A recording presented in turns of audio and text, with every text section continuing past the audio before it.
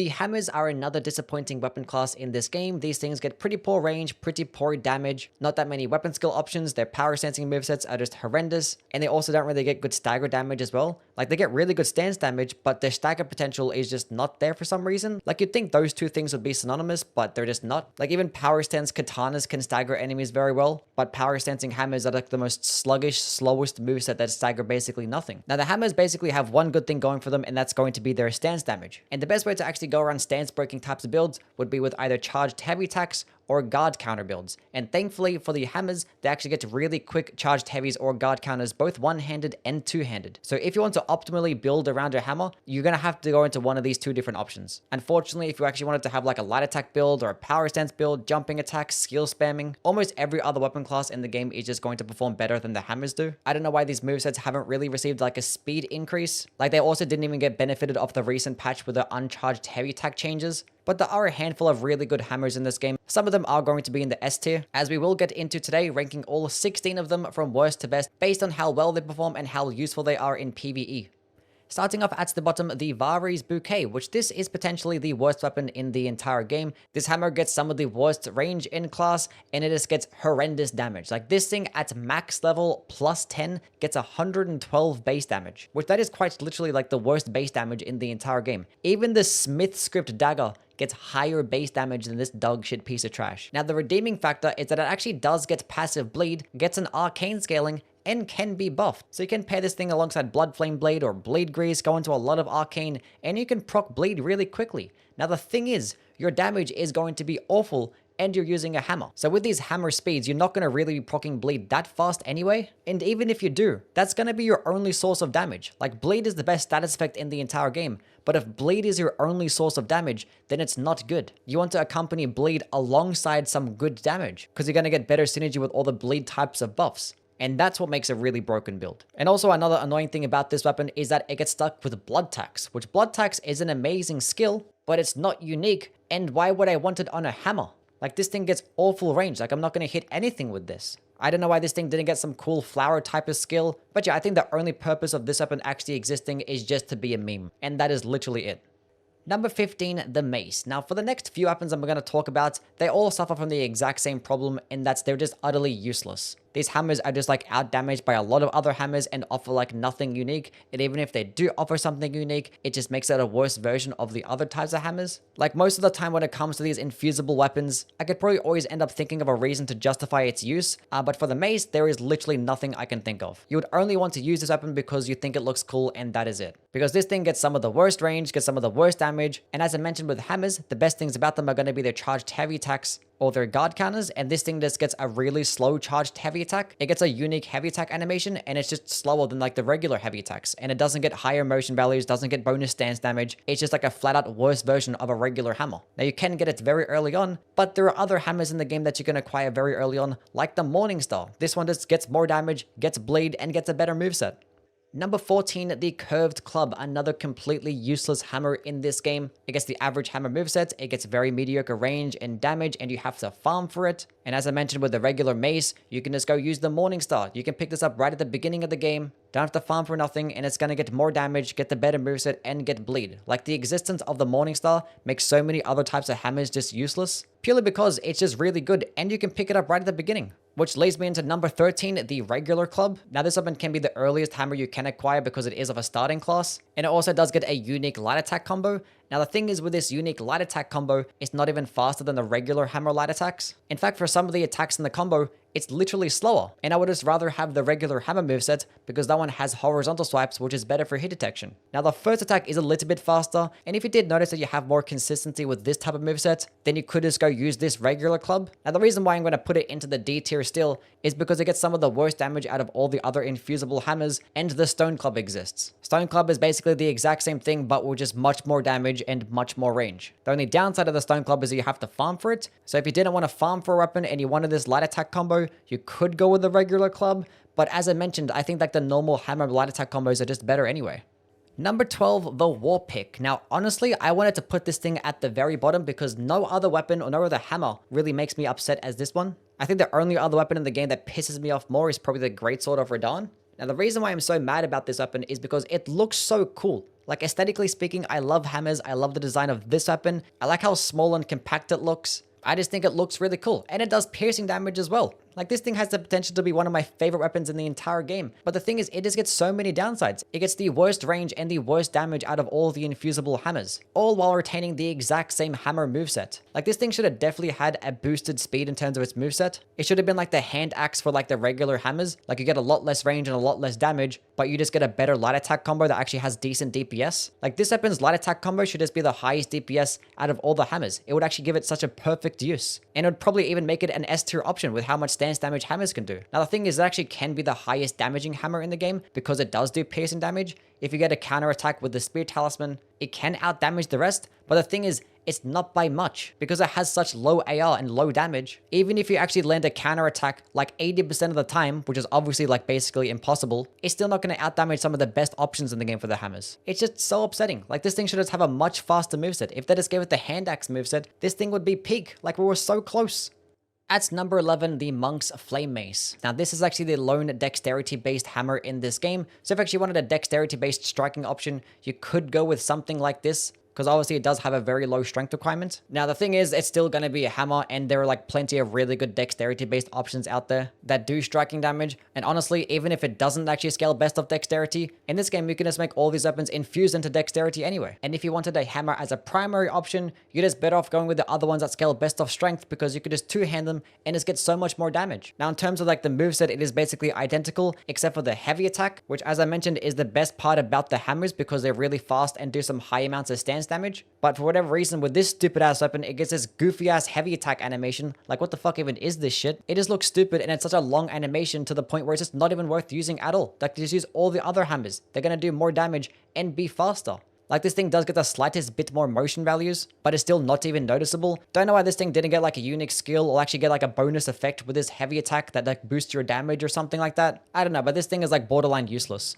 Number 10, the Scepter of the All-Knowing. Now this weapon actually does get some of the most range in class, and it does also get the best moveset as well, as it does incorporate a bunch of these poking attacks with the running heavy attack, the rolling attack, and the last light attack in the combo. And these poking attacks actually do piercing damage too, and are just overall faster than the regular hammer moveset. The weapon also does get a decent dexterity and intelligence-based scaling, and a total overall damage can be okay, but the thing is, the reason why I'm not going to value it much is because of its skill. Knowledge above all for 35 FP, debuffs enemies to make them take 10% more magic and holy damage, and the debuff does last 60 seconds. So basically the fact that this weapon skill is just a debuff, it's just going to be a secondary option. Like weapon skills in this game are so incredibly powerful, so some of these damaging based options are just going to be like the best pairing. Even if you're not going to go with a skill based build and you're going to go with things like charged heavy attacks or guard counters, you're always going to be better off using things like Crackblade or Royal Knight's Resolve. So using this as a primary option is never going to be that good, and even as a secondary option, it's still not that good either. Only debuffing enemies to take 10% more damage to magic and holy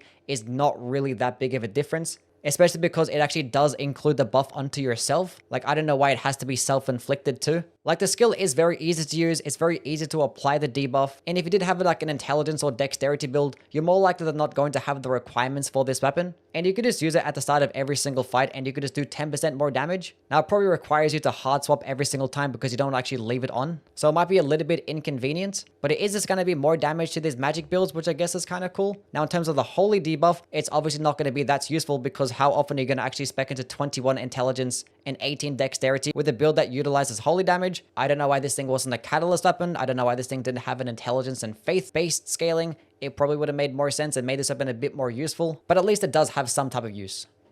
Number 9, the Nox Flowing Hammer, which is a strength-based hammer, does get a bit of a dexterity scaling, cannot be infused. This thing gets some of the worst range, but thankfully its skill is somewhat useful. Flowing Form for only 16 FP does extend the hammer's range by like 5 times the amount, and turns it into like this massive like whip downward slam attack that does stun lock enemies and flatten them to the ground. So against these smaller enemies, it can just straight up cheese them and stun lock them the entire time. And the unfortunate part about this weapon is that one, it's a long animation, so if you fight enemies that cannot be staggered, you're gonna get hit almost every single time. 2, the stance damage is just not good at all. Like this thing only gets about 18 stance damage, which is just shit for like a hammer that hits like twice. And for comparison, the Nox Flowing Sword, which is a curved sword, gets like a similar type of skill, but it's much faster and it does more stance damage. Like, why does the curved sword version of the Nox weapon get more stance damage than the hammer that hits multiple times and flattens enemies to the ground? Like, that doesn't make sense to me. But I think like the worst thing about the weapon is going to be its damage. Like, the damage just sucks. Which is also true to the Nox's flowing sword. It feels like both of these weapons just should have been able to get buffed, because these are just strength and dexterity based weapons and there's no infusible option. So letting these things have the ability to get buffed would have been really useful. But even then, if that was the case, I would still rather just go with the curved sword.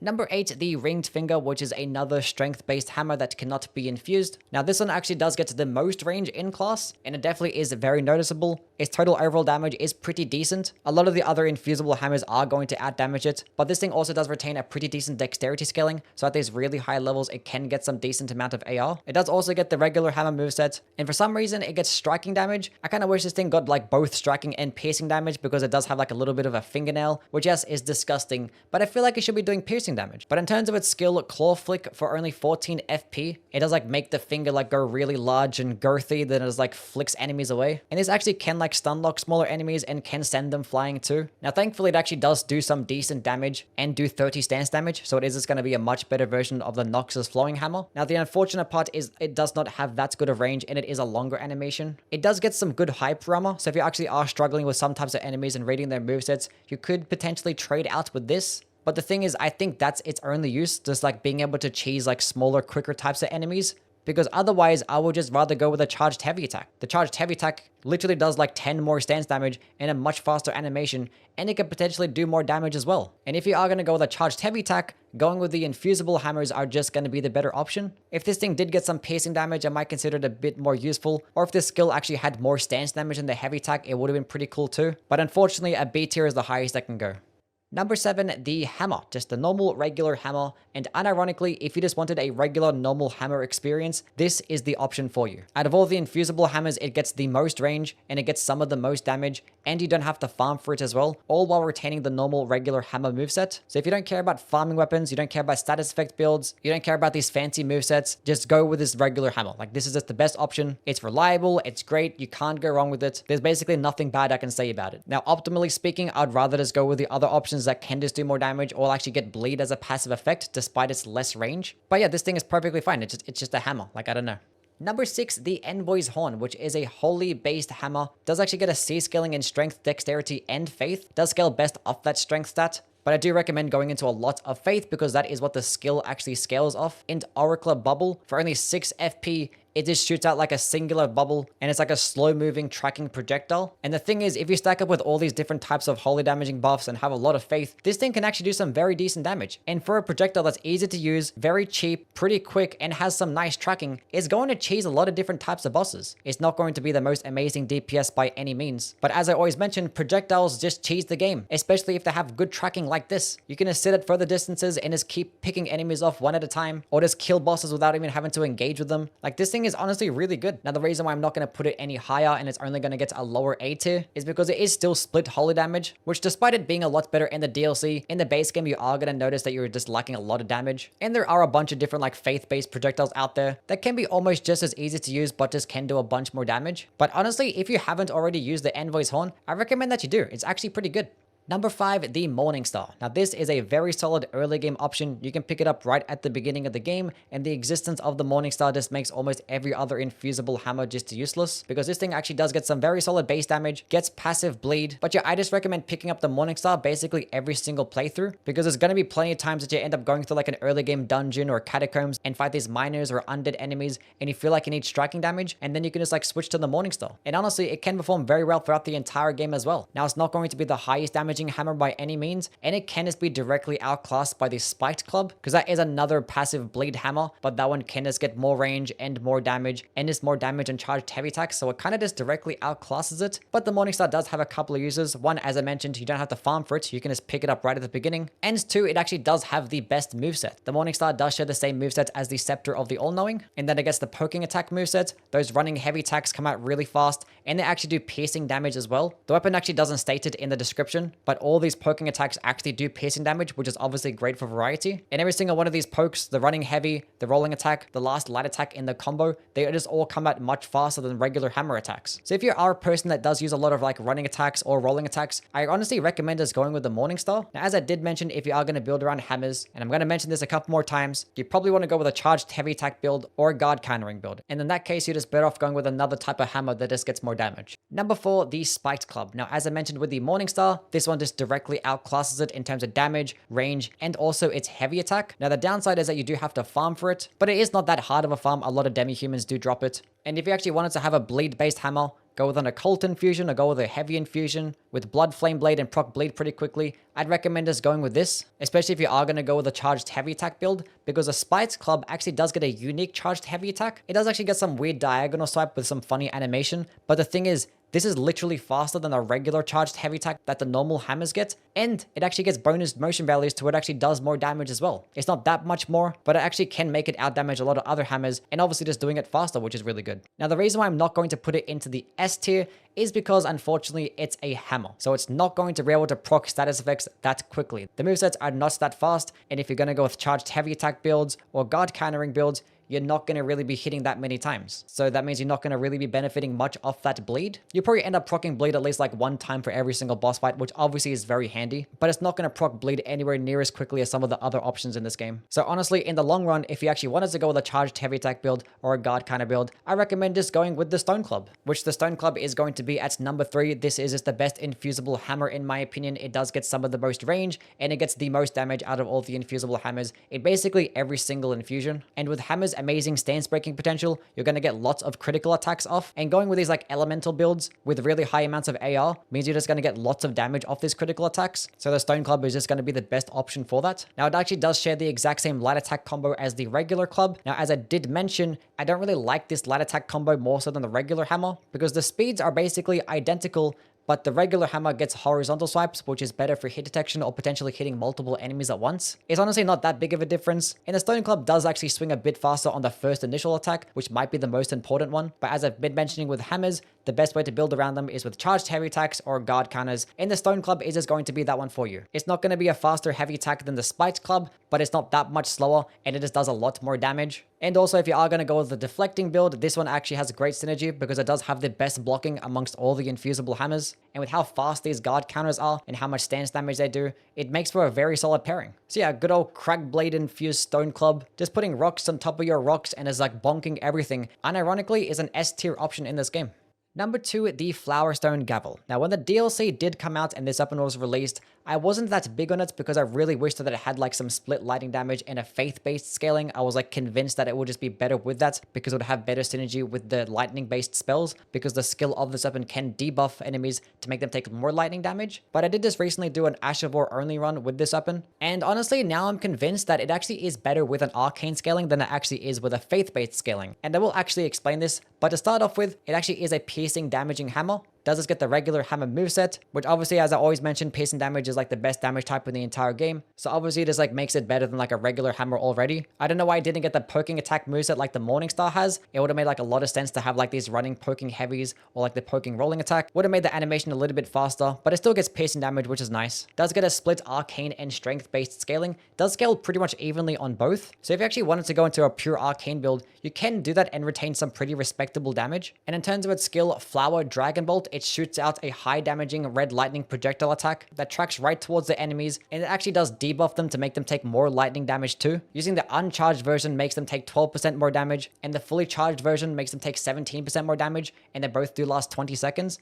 And the thing is, this projectile can just like cheese all of the enemies. It's a relatively quick cast, it's cheap, it does incredible damage. Like this thing is comparable to the Bolt of Gransax in terms of damage, and the fact that it tracks right towards the enemy means that it has like instant travel speed. Like enemies just don't really dodge or input read this thing at all. Now the reason why I value this thing so much with an arcane build is because it gives you a lightning damaging option with an arcane build. So if you're going to go predominantly into arcane, go to about like 15 faith, so you can actually use all the dragon communion spells, you're going to have access to fire damage, magic, physical, and now you can have lightning damage too. And the thing is, the projectile of this skill is that good to the point that you don't even need to have any other lightning attack. This thing is that good to where it can be your primary lightning option. Now, unironically, one of the best things about the weapon as well is going to be its requirements. It gets such low requirements, only 15 arcane. So if you actually wanted to benefit of using this alongside your faith build, you can. You just got to spec into only 15 arcane, and you could just use this skill fully charged at the beginning of the boss fight, and then things like Knight's Lightning Spear and Ancient Dragon's Lightning Strike are just going to get 17% more damage for the next 20 seconds. You don't have to level up the weapon at all you got to do is just meet the requirements of 15 arcane, and then you just benefit. So I honestly believe this thing is just better with an arcane scaling. I think the only thing that it is lacking is some split lightning damage with the weapon directly, because it only does get pure physical, and I did wish I actually had the poking moveset, but other than that, it is like a definitive S tier weapon.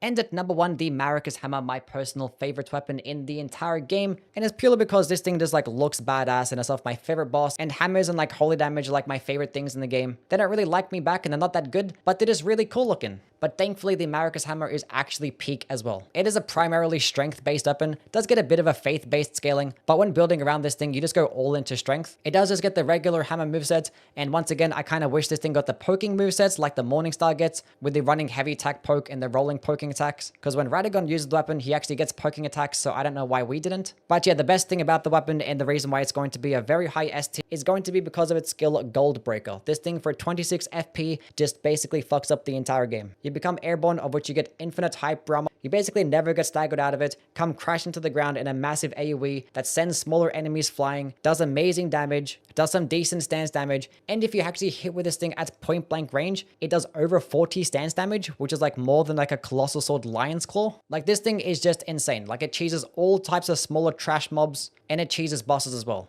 Any single time you walk into a room, you can just spam the skill, everything's dead, go fight a boss, trade out, they're gonna die too. And the fact that you actually do become airborne means you actually can jump over certain types of attacks as well, which is pretty cool. Now, it does have a slightly longer animation, so you actually might end up trading out a whole bunch. But you actually do move pretty quickly, so there will be some cases where you actually can just dodge attacks. And the recovery frames are also pretty quick too, so it's not like it's that risky of a skill to use. Now, you might be thinking because it does holy damage, it might be useless in the base game, but the skill is actually mainly doing physical damage. It scales off your AR, so just going all into strength is just mainly going to do physical damage. So yes, for me, definitively, this is the best hammer in the entirety of Elden Ring.